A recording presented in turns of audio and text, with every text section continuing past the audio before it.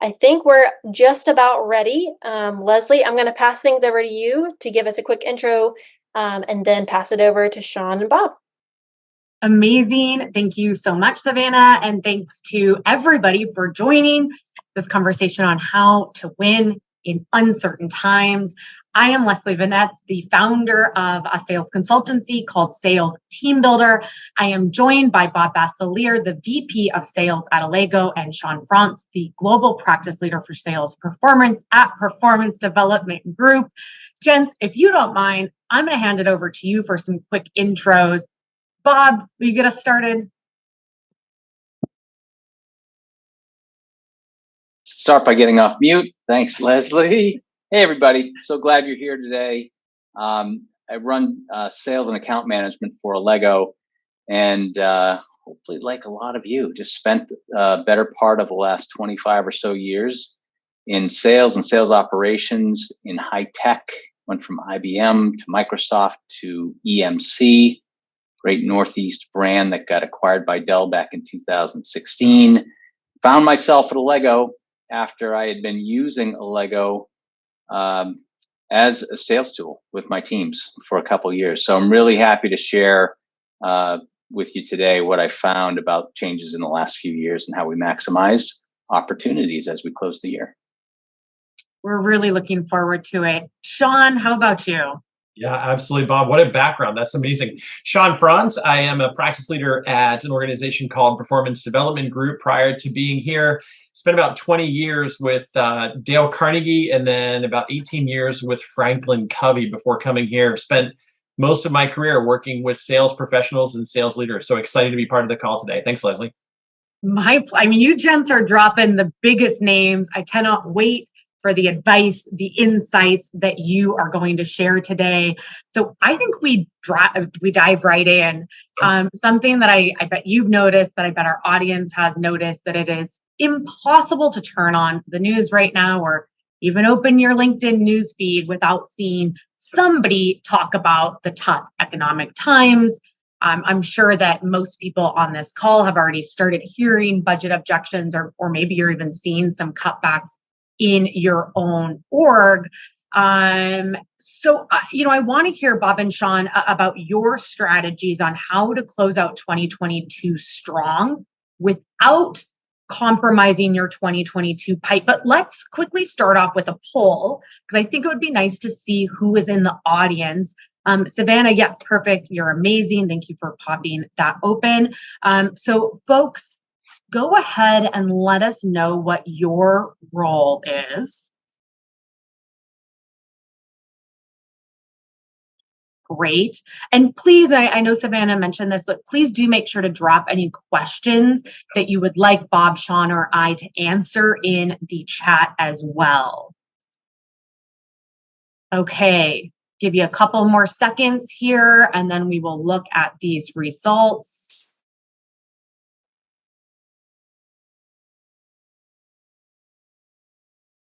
All right, what do we think? How did it stack up?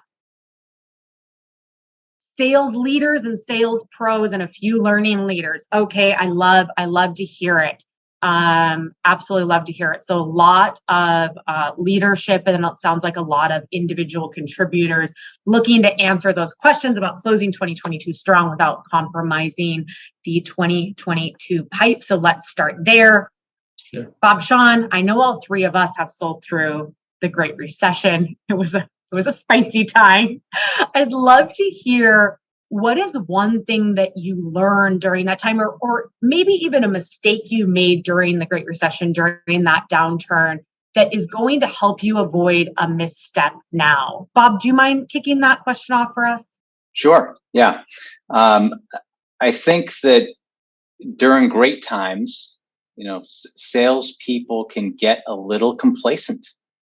Deals can become a little bit rote, a little bit easier. And I think sometimes I've seen that we start to focus on the financial rather than the solution side of selling whatever it is we sell. So one of the things that we are doing now is just doubling down on getting back to assurance that we are addressing customer problems with real solutions, and not just financial solutions, as would be the tendency right now. Making sure we're solving a real problem. So I think when things are a little bit easier, again, we get a little complacent.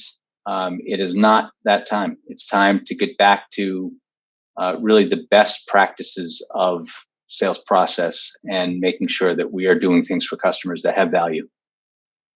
You're so right. At all times in my sales career, coming back to the basics.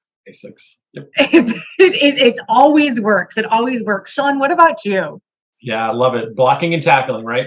So first thing is I want to say, as you said that, I'm thinking, I don't want any more greats, right? There was the Great Recession, then the Great Resignation, then the Great Reset. I'm tired of these things. So as we think about where we are, I think it's back to that idea of the basics. And one of them is pure confidence, right? And so just like in boxing, you got to be on your toes. When we face these times of adversity, whatever they are, they just seem to keep coming at us.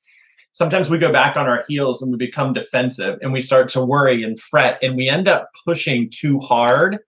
And it's that idea of just getting back to the core fundamentals of what good sales and selling on value is, right? And so it's a reminder to not let it move you off of your confidence. Do whatever you need to do.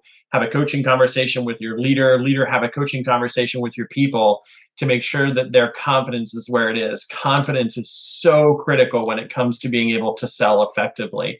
And these things sometimes take us off our game. You're so right. I'm thinking about my LinkedIn newsfeed and all the gurus talking about the single best way to open a call. And it's always the way that you're most confident opening a call. You're absolutely right. Confidence is so key. I think for me, one thing that selling during tough times has really taught me is how to do more with less and how to take those creative approaches. Sean, what's your advice on how to make sure resources are pointing in the right direction? Yeah, it's so funny because some of the data that's coming out, man, have we applied resources? Like there's no question we've applied resources. So there was some interesting data that just came out in the industry that said that we're spending about $60 billion a year on training and all the different, pieces of this puzzle. So when we talk about throwing resources, as I do those numbers, that if you extrapolate that means we've spent $1 trillion since 2007, which you can't even fathom that. Yet another piece of data said that only a little over 24% of salespeople were going to make their quota this year. That hurts my head. Like I can't even begin to understand that. So when you talk about focusing resources, what are the key vital things? There's so many things in front of us that sometimes I think we end up paralyzing our sales force versus helping them. And so how do you as a salesperson figure out what are the vital few, right? There's a million things I could do today. And so it's in that world when you talk about resources, I think we've always said this, but it might be more true now than ever. It's much more important to focus on what to say no to than what to say yes to.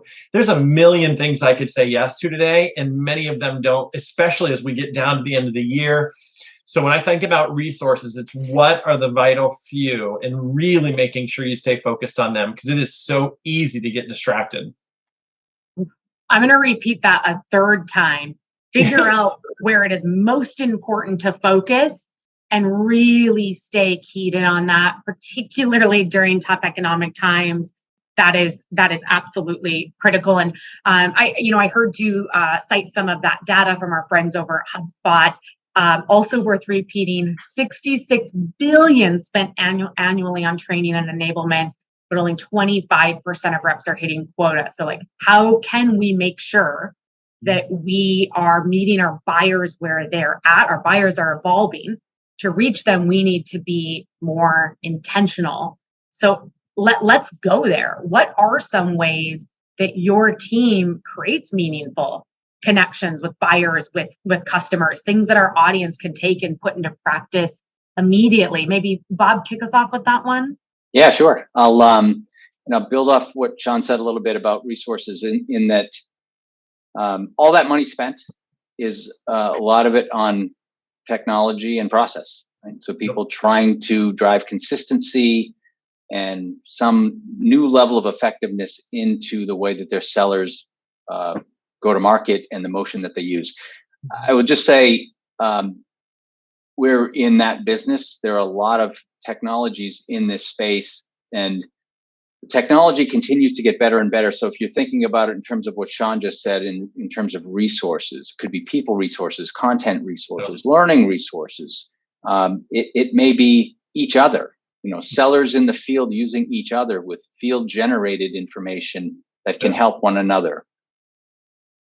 It looks like just a mess of information swirling around. And how does any seller make sense of it, to Leslie's point, and know what to use when, on what device, in what situation? A lot of the technology now has risen to the point where it can do that better. So if you can drive consistency in the way that your sellers use simple technology, you can't give them too many tools, but simple technology, you can drive a consistency with the way that they use resources. So that's number one.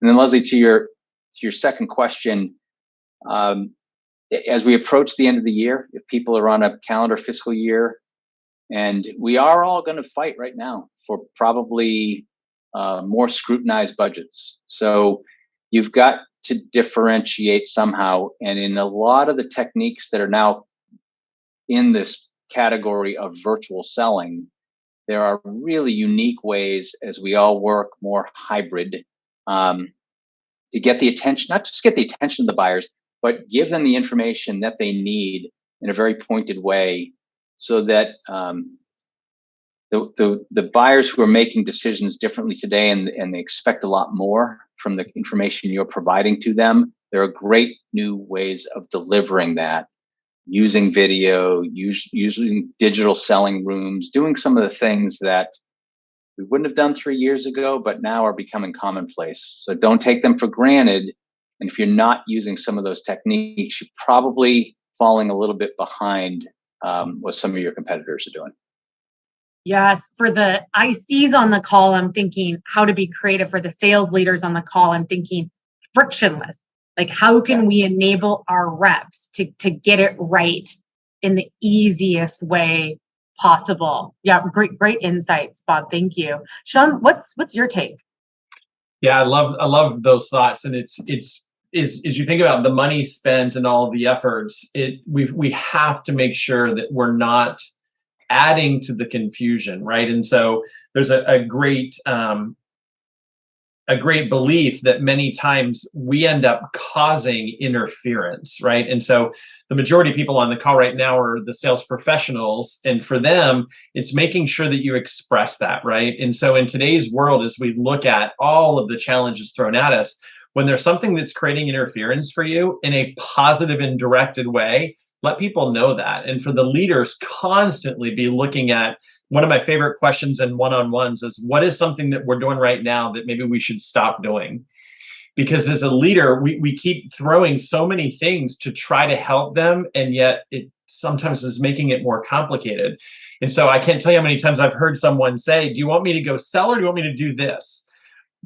What? Like, how did we create that? Like, no, I need you to go sell. And I thought this was actually helping you do that. And so when the sales professionals are running into it, voice it. Just express that concern in a positive way, right? Not complaining. And as a leader, constantly question everything. All of these disparate, as Bob mentioned, all of these disparate things were created to help. But are they? And is there something that was good yesterday that's not good today, or that there's a better alternative out there? Love what Bob was saying in terms of, is there new technology that brings some of this together instead of it being in disparate places? You probably saw me vigorously shaking my head. I guarantee there were other ICs on this call that when you talked about, should I sell or should I be doing XYZ sort of admin, we're agreeing with you as well. Yeah, we're agreeing with you as well. And I think there's a data point. I'm almost positive it's from research done by Outreach that is something along the lines of sellers are only selling like 35% of it. Like, what? That can't be the right solution. And I'd like to stay on this point for a little bit. And I don't think this will probably surprise anybody joining us today, but selling has historically been very focused on the seller. Like, we have a very kind of seller-centric culture within our profession. And you guys already shared some great ways to talk about how to make selling more buyer-centric, using those new technologies, creating those meaningful connections. But let's talk about our sellers for just one moment. And Savannah, while we do that, actually, would you mind launching our next poll? And what I'd like to hear is if you and your reps will hit quota this year, maybe drop a comment on when your quota is. So answer that poll, drop your questions, drop your comments. Bob and Sean, while folks are answering this, I'm curious on your take. Like, do you think that our focus on the seller, and particularly on the importance of hitting quota during tough times, causes bad behaviors? Like, is that push putting our sellers in a position where they're maybe not being buyer centric because they feel so pressured to hit that quota instead of to do the right things that we need to for our buyers? Bob, I'd love to hear your take on this one. Yeah, and Leslie, I know you've been a sales leader several times in your career too, and I think we'd all have to honestly answer yes. That if people are in comp plans that have quarterly goaling, or even 6-month goaling, the end of those periods get tense, and we start to move away from some of the probably really common practices that we would not use at the beginning of the quarter, or rather we would use at the beginning of the quarter. So for selling on value, and we are being patient and moving at the pace of the customer as they work through an understanding of a solution and through a decision process, we naturally compress all of that at the end of these comp periods, and we get away from some of the things that are buyer centric and are customer centric, and we get very company centric, meaning our own. Yep. So yeah, I would say that is a ongoing challenge, but most of us are in situations where we have to meet financial goals, and we just have to balance, what we know is the right thing to do for the customer and what we must do as sales leaders.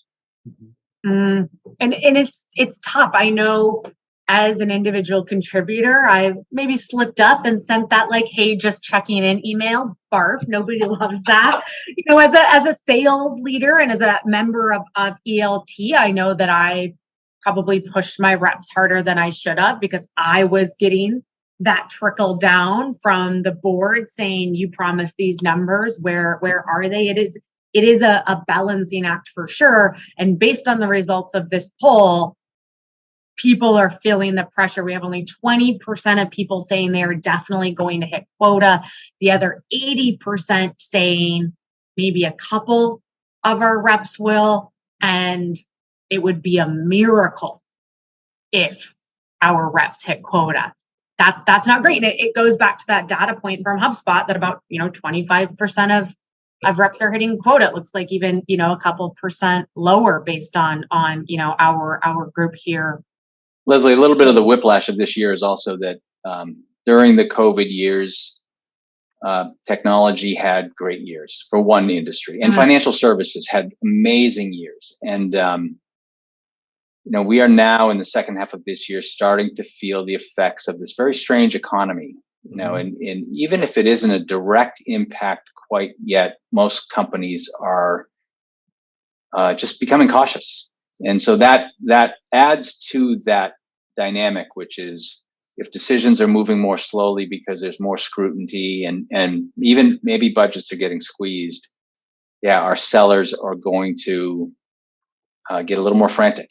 And we're not, immune to it either. So it's really going to take a lot of discipline to be, so tell me good at what we do. This perspective, Bob, because we have a lot of sales leaders on the call. Dig into that balancing act, right? Because they know they need to protect their customers, protect their reps. They're also getting a ton of pressure from their leadership. From a sales management perspective, how do we avoid being the creator of those bad habits?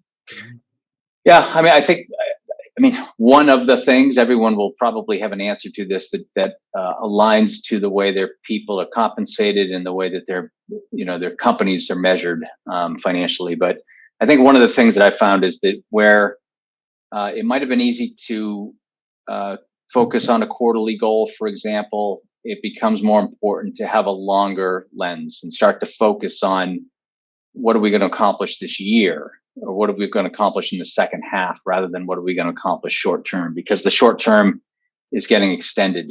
So just a simple technique is to start to give people a perspective on what they're accomplishing for the entire year, and taking some of the pressure off the short term requirements of maybe a comp plan or goal setting. I love that. Incentivize the behaviors that you want. Yeah. Easy concept, shockingly difficult to put into action. And I want to dig into the 2023 piece a little bit more. But first, Sean, I'd love to hear your take on that leadership perspective of not creating bad behaviors. Yeah, I just want Leslie to know she just made 80% of our population very angry at her. Congratulations, Leslie. That's amazing. And so I'm such a data geek. How is it that you get a random group of people on the phone and they fall into the 80-20 role? That's just data never ceases to amaze me. So I'll answer that question through a story, Leslie. I was coaching a salesperson recently, and I knew the salesperson had just received a new sales leader. And I said, so how's the new sales leader? And she's a very competent sales professional. And she said, well, you know me, I have a very hands-off approach with my sales leader. If I need him, I'll reach out to him. Okay. And so go a little bit further into the conversation. And this is someone whose year just ended in August, right? So this is year end. She had, if I remember correctly, it was a little more than a $2 million goal for the year. And she was $12,000 shy of goal. $12,000 shy of a $2 million goal. And it just hit me so hard to think from her perspective that she was that close. She made it, by the way. Paul Harvey, rest of the story. She made her goal. But she was that close, yet her view of her leader was, I'll call you if I need you. You needed them a long time ago. The last 2 or 3 days of her world were probably so anxiety ridden and so frenetic. And talk about what Bob just said, so much pressure on clients. $12,000 out of $2 million, that's not even a decimal. You can't even figure out what that is. But somehow it came down to that, that is many people do, that very last phone call, the very last minute of the day, how that happened. And so for the people on the phone, the sales, the individual contributors, reach out sooner than that and ask for help and support and anything needed so you don't come into that position. And for leaders, even when someone says, I don't need you, press, right? That coaching is so critical. I remember the last Lego webinar we were on, one of the polls was for sales leaders, how often do you get coaching? And the predominant rating was less than once a year.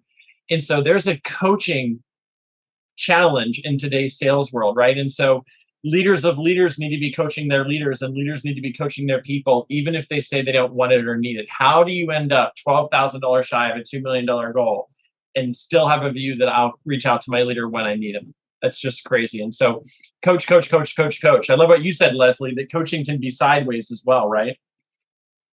Let's not find ourselves in that position, because then things are really ugly. Yeah, I mean that's something.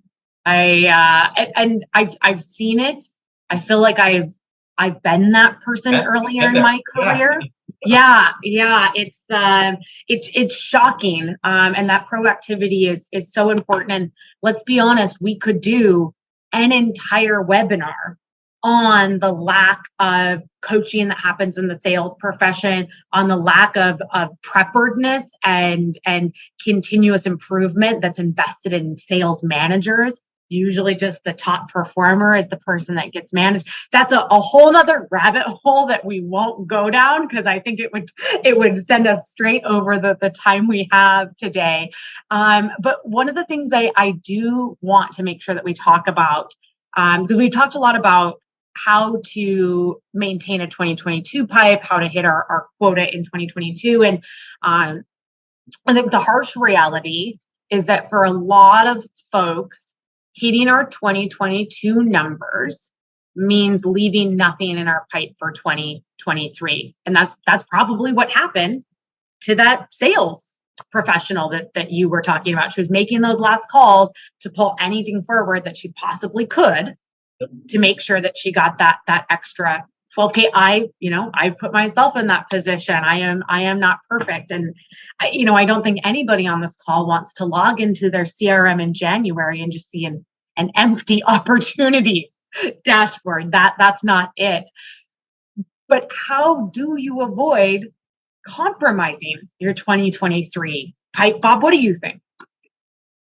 Well, again, it's so dependent on what you're selling. So in the software business, there's recurring revenue streams, and people have a little bit of a flow after their business reaches certain mass to having some consistency. But look, it's all about expanding that revenue. And certainly if you're selling a service or a discrete product, you're right, Leslie, you've got to regenerate interest. So a lot of the things that I'll bet Sean's thinking, because you think about process when you think about that. Let's go back to the people who showed interest but did not execute with us in 2022. Let's go back to people who we might have lost business to in 2022 and see how they're doing with the decision that they made. Let's start to think about adjacent markets. Start to think about industries that are changing and that we could expand into. I think so. There's so much change happening that there's always another area to uncover and take a fresh look. That's why so many companies look at new products, new strategies as we get into November, December for their Q1 kickoffs, and it's to re-energize their sales force with not just let's get started on another year of doing the same, but let's rethink our business a little bit and how are we going to be successful. So I think it's not too early to start thinking about that. I think to your point, Leslie, because people who are close to making quota or the year gets fairly predictable at this point, how we're going to finish, we should be thinking about how we start as well for next year. We should, absolutely. And I think we can all acknowledge that sales is a tough gig. There's a reason that we get paid a lot of money. Other people don't want to do our job. There's a reason there's a high rate of burnout in sales. And, I can share, and then Sean, I'd love your take. One of the strategies that has kept me consistent, I've hit quota, exceeded quota by quite a bit, 14 out of 15 years, 87% the one year I didn't make it, yikes. But a strategy for me has been an absolute obsession with nurture campaigns. Mm-hmm. So, very much to your point, Bob, going back through and saying, who has the need, who is absolutely qualified, that ideal customer, but the budget wasn't quite right, the timing wasn't quite right. And I create deposit campaigns, like super, super segmented. So I know it's valuable. I know it's relevant. And I keep those people in those campaigns all year, just giving them information, trying to build value, trying to keep us top of mind. So when the timing is right, they're ready for me. They're ready to have that conversation. And that has really helped with my consistency and helped with keeping something in my pipe at all times throughout my career. Sean, what would you add? I want to do another event with you, Leslie, where we figure out what happened that 87% year, because something's off there, right? I know. Well, it was a lot of lessons to learn what happened that year. It was COVID, and I was selling to procurement. So I was selling to procurement and supply chain during COVID. I'm lucky I hit 87% and stayed in one mental piece, Sean. That's very good. So I think you answered the question in your answer there. It's all up to me. It's all about systems, right? So one of my favorite sayings is success is in the system. So what is my system? And if I ever vary off of that for any reason, I'm going to pay a price, right? Robbing Peter to pay Paul. Your system is nurture campaigns. Everybody needs to have a system. If you look at the people like who was it? If you look at the people who are at, like Leslie that set up 110%, that she's got a system, right? There's something there. And so if you're in an organization where you're that B, or you're part of that 80% that's not going to hit quota, the people that have the A players, it's not that they know something different. It's not that they're smarter. It's that they figured out the system of success. And so Bs, high Bs in another culture, another set of systems can be As. And so inside the system that you're in, what are the A's doing that create that systemic success? Because it's typically, as you just heard Leslie say, 13 to 14 years. It's a system. It wins. That's what it does. And you don't falter from it. And so if you focus on closing the pipeline towards the end of the year and you get off that system of nurturing or doing whatever to fill the pipeline, you will pay the price. It's academic at that point in time. So if I don't have those systems, I need to learn them from the people that have them. And those are your A players inside of your culture, right? So I would say really focus on, what habits have you developed? Some of our habits serve us well. Some of our habits do not serve us well. And we all know what those are. And try to spend some time, again, that peer coaching. What are those people that are creating success year after year? What are they doing different? Because they're not smarter than me. They don't know more than me. They've just figured out how to create the system and the culture that I'm operating in. And so spend a lot of time with them. You said something that I think is pretty profound. And I think it's a good call to action for our audience, which is take a look at what habits are serving you and which aren't.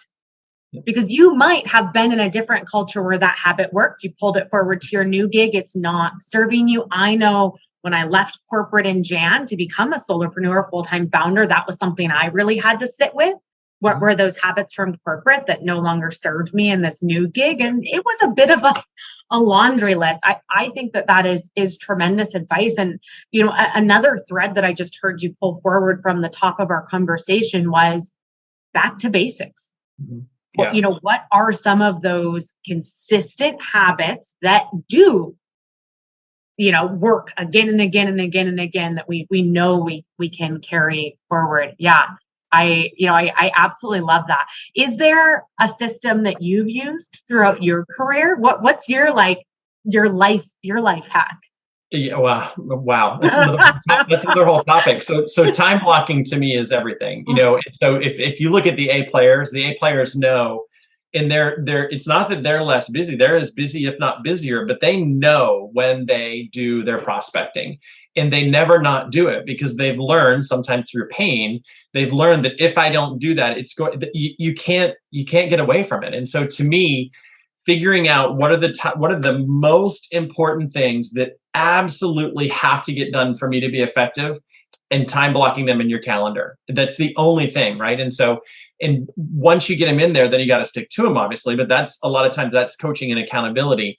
But so many times people don't, if you really examine their calendars and really examine their workflow, they don't have things time blocked. You can, and we've all done it.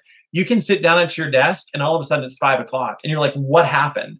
It happens that quick. And it's that whirlwind effect that just takes us out of our game. And so to me, if there's one thing I would say, it's you got to figure out the vital few, the blocking and the tackling, that are going to make you successful, time block those things, and get support from your leaders, from your peers to keep those things in place no matter what happens. It's those core fundamentals. It's like every single year at spring training, pitchers report back, they practice pitching. They've been pitching since they were 5, but they practice pitching. And so we got to put that same discipline and structure into our sales profession. Yes. When you said time blocking, you probably saw me snapping and cheering you on. I'm aggressive about time blocking, and I would even go one step further to add it's not enough to time block. You then need to be insanely protective of that time. It only works if you have those strong boundaries around your time block. We got a great question from Eric, and I'm going to put you on the spot, Bob. Sorry in advance. But I love this question, and it's, can you provide an example of a habit that didn't serve you? And while you're thinking of your answer, I can share mine. I realized a habit that didn't serve me was starting every single Monday, like hitting it hard. But that's how I always, sales leader, Monday morning meeting, let's talk about our wins from last week and get all pumped up. And I kind of automatically carried that forward into my new life as a full-time founder, and then said, wait, this isn't it. So now I take Monday mornings to meditate, to journal, to create, to work out. I do not do any external meetings on Mondays. I use it to prepare for my week.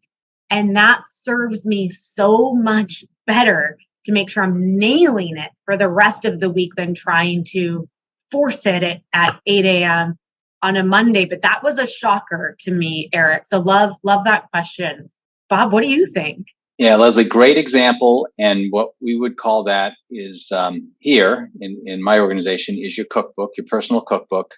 And we make everybody from the brand new, out of school SDR up through our most experienced people share the cookbook. And all the cookbook is exactly what Sean said. Just eliminate variation in your schedule. As boring as that sounds, you have to create repeatability of what you do during work, and it creates more time outside of work. So the example is, and Eric, to the point, I would just say my answer is just eliminate variation, because for people who say, yeah, each day I treat it a little differently. I might start work at different times, or sometimes I work early, sometimes I like to work late. Some days I work, from home, but that changes week to week. We just find that people need discipline. We all need the discipline, and it frees our mind. If we have a cookbook and a set way of doing things, we get up every day at the same time. We exercise every day at the same time. And by the way, pick your physical exercise, but you have to do it because it's so important for your mental health. And we drive that into our sellers' cookbooks. And so, it's to create a pattern. And once the pattern is created, then it to Sean's point, your time becomes much more predictable. And then you spend much more of your total energy on performing the task or the planning or the contacting the customer than thinking about, when am I going to do it? Should I do it? How am I going to do it? Just eliminate as much variation. If you're a seller, and for sales managers, I would really encourage you to make people, just absolute fanatics about their discipline in the way that they lay things out for themselves during their week. It creates tremendous productivity and a lot of mental health, and just makes people happier in what they do. Mm-hmm. I'm obsessed with this cookbook concept. I'm showing up to your TED Talk, Bob. Like, how do I pre-sign up for the TED Talk on the cookbook? And you're so right. Like, I'm thinking about the folks that I've worked with and managed over 15 years. Discipline. Like, if we're talking about elite, consistent top performers, that is one thing that every single one of them has. Yeah, that's spot on. So we've talked about going back to basics and buyer-centric selling and creating meaningful connections, avoiding bad behavior. All great topics. I have loved our discussion so far. Before we wrap, I want to talk about how to achieve these outcomes when you are being asked to do more with fewer resources, because that's a reality a lot of folks are going to face if they're not already facing. So first, let's launch this last poll, Savannah, if you can do that. And then folks that are joining us, if you could drop into the comments your take or your advice. I'd really like this to be a bit of a group learning opportunity. How are you doing more with less? Or what's your advice that you would share with the group, so that we can all help each other level up today? That's what it's all about, right? We're all in the sales community together. So go ahead and pop into this poll. With reduced budget going into Q4 and next year, how are you doing more with less? And let's hear what the reality of budgets are looking like for folks. So another few seconds on this poll, and then I'd also love to hear your take, your advice on how to do more with less.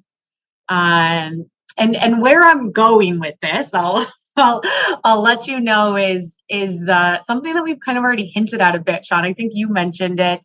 A lot of folks, I'm sure, are familiar with the Pareto Principle. The gist of it is that 80% of your results are going to come from 20% of your efforts. So let's get the results of the poll up. I am curious to hear again in the comments how you were doing this. Okay. So yeah, like for everybody pretty much. And the people that don't have less budget aren't sure how their budgets are going to be affected, but 80% of folks, it looks like, are sort of unsure. Only 30% still have same budgets. And we've not even gotten to the super spicy stuff of the economic downturn yet. So drop your comments, but I think, Sean, I'll go to you first. What is your advice on how to deal with the reality of that situation when you are being asked to do more with less? Yeah, love the question because it's we always want to hit the more button, right? And so at some point in time, you have to be able to hit the how button. And so many organizations just keep focusing on the more button. I just need more, more, more.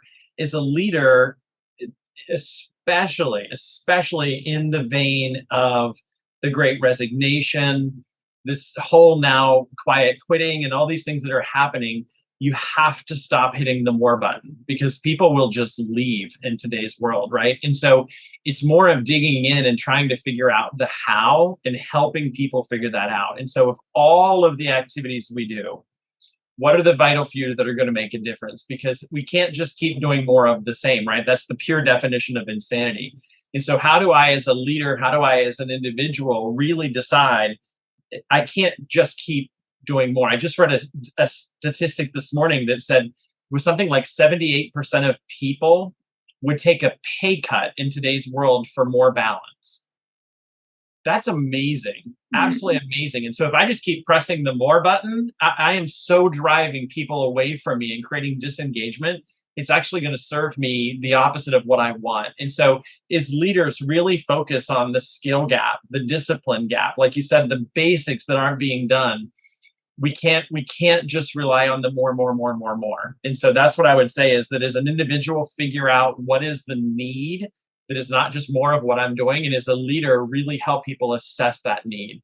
What is the how that's missing here? What is the how? That's incredible advice. And I gather that 78% is probably symptomatic of the time we had to sit and think during COVID, that extra time that we got to buy back to spend with our friends, our family, doing our hobbies.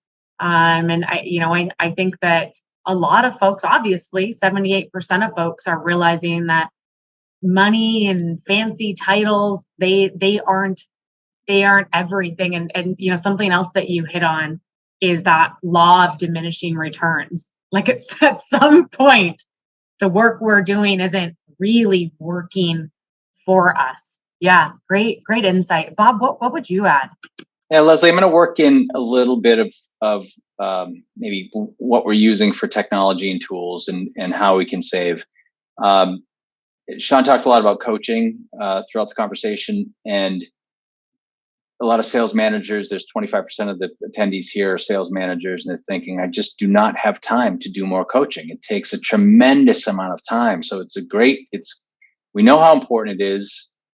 If it's ride-alongs, it's difficult. If it's listening to calls, and coaching based on those, it's difficult. I would just encourage everybody to force whoever makes decisions about technology in your organization to take a look at the technology. One thing that happened over the past couple of years, times were good. Everyone had plenty of money. Everyone sprawled their technology and bought a lot of niche technologies that do lots of things that we didn't think we needed before COVID. It's really time to take inventory of all that and get back to fewer interfaces that we're putting in front of our sellers, number one, so that they don't have to go to 5 or 6 different interfaces, just do the things that you want them to do as a company or as a sales leader. And for sales leaders, things like coaching and things like distributing information quickly and things like deciding how your people share best practices among each other. It's just fantastic technology out there now that does all of that. Like many industries, COVID accelerated some of these technology areas years in just, the few months that it was at its height. It had to, if for just some of these companies to survive. So take another look, because I won't give the commercial for just a Lego, but a Lego is one of them. But there are lots of amazing sales enablement technologies out there today that will save time, allow you to consolidate the number of things that you're using to do things well, and just absolutely change the way you coach and the way you share information and the way you personalize your interaction among your sales force. It's just it's moved. Not exaggerating. It's moved a decade in a couple of years. That's Maybe- a really maybe important. more. Yeah. I think that's a really important call to action, especially for the sales leaders. And I feel like to give a summary, I won't do it justice, but it's like, look at your tech stack and make sure that it's actually making the lives of your salespeople and your customers better.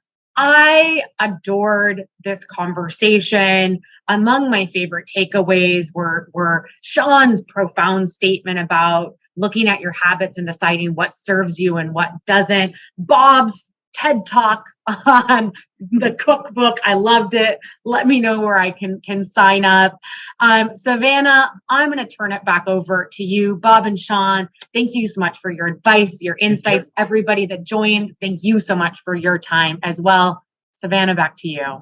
All right. Thanks, Leslie, Bob, and Sean, for bringing this conversation to the community. Loved hearing all the wonderful insight you brought. Thanks to all those that joined today, and look forward to seeing y'all at next week's events. Before we hop, I've got one more thing. The Sales Hacker team is running a confidential survey on the state of sales tech stack. I'll drop the link in the chat, but it'll take about 15 minutes, and you can tell us what you really think. Completed surveys are eligible to win a $500 gift card.